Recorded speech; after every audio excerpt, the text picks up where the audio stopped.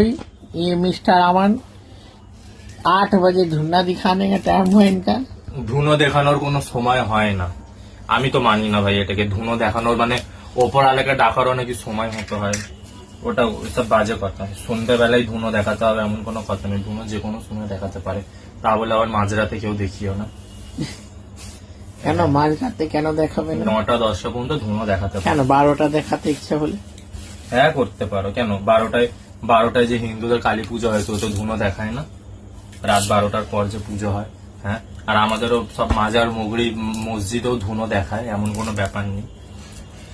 ওইটার কোনো টাইম হয় না। সন্ধ্যাবেলা দেখায়, কেন সন্ধ্যাবেলা যেহেতু আমাদের মধ্যে বলে ফেরিস্তাদের আসার টাইম হয়, ওই জন্য সুগন্ধি দ্রব্য ভালো কিছু একটা দেখানো হলে খুব ভালো হয়। আর হ্যাঁ, দরজার কাছ দিয়ে জুতো ঝাড়ু সবসময় সরিয়ে দেওয়া উচিত, কিন্তু ভরা সন্ধ্যাবেলা 6টার পর যখনই মগরিবের আজান হবে বা বাড়ি থেকেও পুজো করছে, জুতো ঝাড়ু সব সরিয়ে রাখা উচিত, নাহলে ভালো জিনিস আসবে না।